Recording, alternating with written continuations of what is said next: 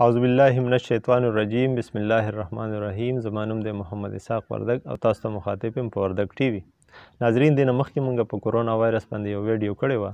په هغې کې تاسو ته ما د کورونا د جراثیم باره کې د هغې چې کوم ځای نه راغې، کوم ملک یې څونه نقصان وکړو او د هغې ساین سیمټمز څه دي، د هغې علاج څه دی، ټیسټ یې څنګه کیدی شي، او د ټولو نه اهم خبره چې د هغې نه موږ ځان څنګه بچ کولی شو، مطلب د هغې د روکتام په طریقو باندې ما تاسو سره خبرې اترې کړې وې.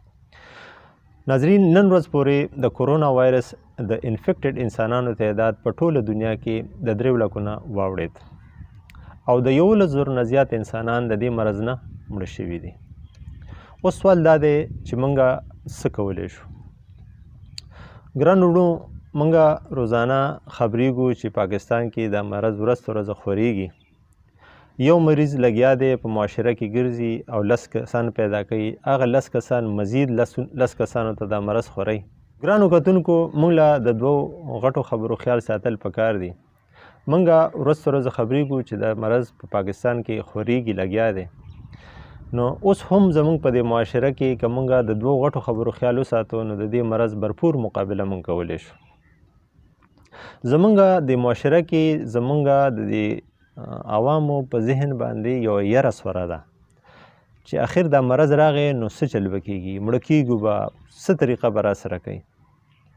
نو زه تاسو ته د 2 خبرو بیا ګردان کوم. که فرض که د دې موږ خیال وساتو نو اوس هم دا مرض زموږ څه نقصان نشي کولی. په هغې کې اولنۍ خبره دا ده چې موږ د پریونټیو میجرز خیال وساتو. د دې نه د روکتام چې کومې طریقې ما تاسو ته ویلې وي، یو ځل بیا هم تاسو ته وایم چې په خپل منځ کې سوشل آیسولیشن، مطلب چې لاس میلاوهلو نه مکمل پرهیز وکړو. دویمه خبره، سیلف کورنټاین طرف ته لاړ شو، مطلب چې په کورونو کې ناسته وکړو. دا مرض د دې جراثیم ډېر مهذب جراثیم دی، دا موږ پسې کورونو ته دننه نشي راتلی. تر څو چې موږ بهر نه وتي او دا جراثیم موږ ځان سره کور ته په خپله په زور نه دننه کړی نو دا موږ پسې نشي راتلی.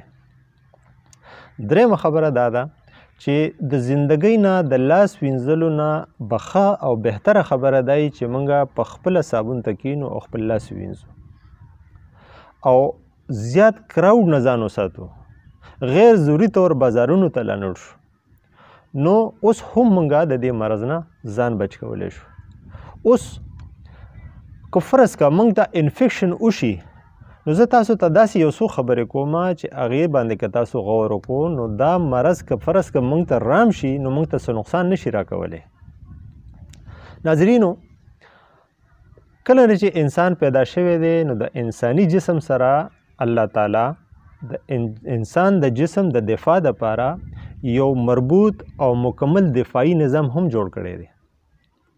هغې ته موږ په خپل لینګویج کې امیون سیسټم وایو، دفاعي قوت یا دفاعي نظام، قوت مدافعت. ځکه خو انسان د زرګونو کالو راهیسې ژوندی دی، په دې دنیا وخت تیروي او د هر قسم وبایي آفت او وبایي امراضو نه یې سروایول کړی دی او دنیا ګوټ ګوټ کې انسان آباد دی. اوس امیون سیسټم وایي څه ته؟ ناظرین، زموږ امیون سیسټم د ټولو هغه جراثیمو ځان سره ډیټا ساتي، کوم جراثیمو چې په پاسټ کې یا په هسټري کې زموږ په وجود باندې حمله کړي او د دې نه شکست خوړلی. نو بیا چې که چېرې هم دغه جراثیم زموږ په وجود حمله ور کېږي نو زموږ د امیون سیسټم هغه ډېر په اسانۍ سره تباه کړي. ناظرین، اوس چې دا مرض زموږ د وطن ته راغلی دی او د دې علاج هم نه دی دریاب شوی، نو زموږ ټوټل انحصار په دغه خپل امیونټي سیسټم باندې دی. نو راځئ چې زه تاسو ته یو څو داسې خبرې وښیم چې په هغې باندې موږ د خپل دفاعي قوت، امیونټي، قوت مدافعت دا مزید طاقتور کړو او زموږ دا امیونټي سیسټم عمده ګنده مرض قابو کړي. نو په هغې کې اولنۍ خبره څه ده؟ په هغې کې اولنۍ خبره دا ده چې موږ سیټرس یعنې ترشدارې میوې، په هغې کې مالټه ده، کینو دی، امرود دی، د دې زیات نه زیات استعمال وکړو، ځکه چې په دې میوو کې ویټامین سی او ویټامین سی زموږ امیونټي پاور سیوا کوي. ویټامین سی زموږ په وجود کې سټور کېږي نه، نور ټول ویټامین زموږ په وجود کې سټور کېدی شي، خو ویټامین سی به موږ روزانه بنیاد باندې خورو، نو روزانه بنیاد باندې زموږ وجود لا هغه فایده راکوي.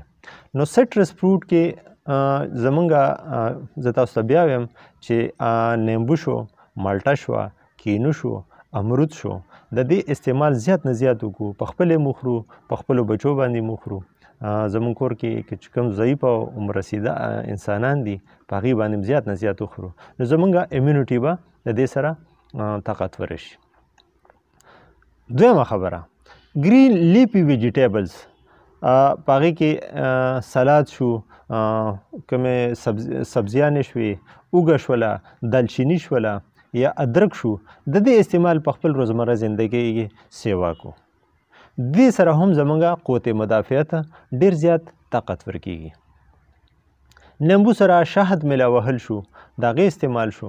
درېیمه خبره، پروبایوټیک استعمال زیات نه زیات وکړو، په هغې کې لکه ماسته، د مستو زیات استعمال سره زمونږ قوت مدافعت نور هم مضبوطیږي. څلورم څیز پروبایوټکس، مطلب د مستو استعمال. د مستو استعمال چې موږ څونه زیات کوو نو زمونږ قوت مدافعت ورسره مضبوطیږي. پنځمه خبره، یلو کلر فروټس، یعنی هغه میوې چې د هغې پوستکی زیړ وي، په هغې کې خوبانی شوه، ام شو، خټکی شو، خربوزه شوه، کیله شوه، ځکه چې په دې کې ویټامین ای موجود وي او ویټامین ای فیټ سالوبل ویټامنز دي، نو د دې استعمال که موږ زیات کړو نو دا ویټامین ای زمونږ قوت مدافعت ډېر زیات طاقتور کولی شي. نو هغه میوې استعمال زیات وکړو چې د هغې پوستکی زیړ وي. ناظرین، غوښه یا انیمل فوډز د دې استعمال کمول پکار دي، ځکه د دې که موږ زیات استعمال کوو نو د دې سره زموږ قوت مدافعت کمزوری کیږي. یو بله خبره ده چې هغه زموږ قوت مدافعت کمزوری کوي او هغه د سوچ، ډپریشن یا سټرس. که موږ د دې مرض زیات سوچونه کوو چې یاره دا به موږ له زیات څونه نقصان راکوي، څونه انسانان به ترې مري، هر وخت په خپل ذهن باندې سور ساتو، نو د دې سره زمونږ قوت مدافعت مزید کمزوری کیږي. نو دا خبره بالکل د ذهن نه وباسئ چې دا مرض زمونږ څه کولی شي. ناظرین، د نیم ګرم اوبو استعمال وکړو، په ګرمو اوبو باندې ولامبو، د اوبو نه چې کوم بړاس راچودېږي هغه په خپله پوزه باندې راکاږو، نو که زمونږ په دې پوزه کې یا مرۍ کې کومه جراثیم نښتې وي نو هغه د هغې سره ختمېدی شي، ځکه چې د دې جراثیم چې کوم خول دی هغه ډېر زیات کمزوری دی، هغه د دې سره ډېر زر متاثره کیږي. یو بله خبره، که فرض که تاسو په تړمو اوبو کې مالګه واچوئ او د هغې نه غرغرې کوئ روټین کې، نو بیا هم د دې مرض نه موږ بچ کیدی شو. که موږ د زیتونو تیل استعمال شروع کړو، هغې سره سره د بادامو استعمال شروع کړو، نو په دغې کې ویټامین ای ډېر زیات موجود وي. ویټامین ای هم زمونږ قوت مدافعت ډېر زیات مضبوطولی شي. ناظرین، لږ زمونږ خوب ځایونه ما چې زمونږ نوجوان نسل ټوله شپه موبایل ته ناست وي، نو که موږ په ځای د موبایل چې په موبایل باندې خپل د خوب ټایم ضایع کړو نو دغه ټایم موږ خوب له ورکړو، نو خوب سره زمونږ قوت مدافعت نور زیات مضبوطېدی شي. نو که تاسو د دې خبرو خیال وساتو نو بغیر د علاجه د خپل قوت مدافعت په زور باندې موږ دا مرض قابو کولی شو او موږ ته هیڅ قسم نقصان نشي راکولی. نو د نن نه تاسو دا یره بالکل د ذهن نه لرې کوئ چې دا مرض به موږ ته څه ووایي. امید لرم چې تاسو به زما دا خبرې خوښې شوي وي او د مزید معلوماتي ویډیوز لپاره تاسو زمونږ وردګ ټي وي چینل سبسکرایب کړئ. په اخره کې تاسو نه اجازت غواړم. د الله په امان.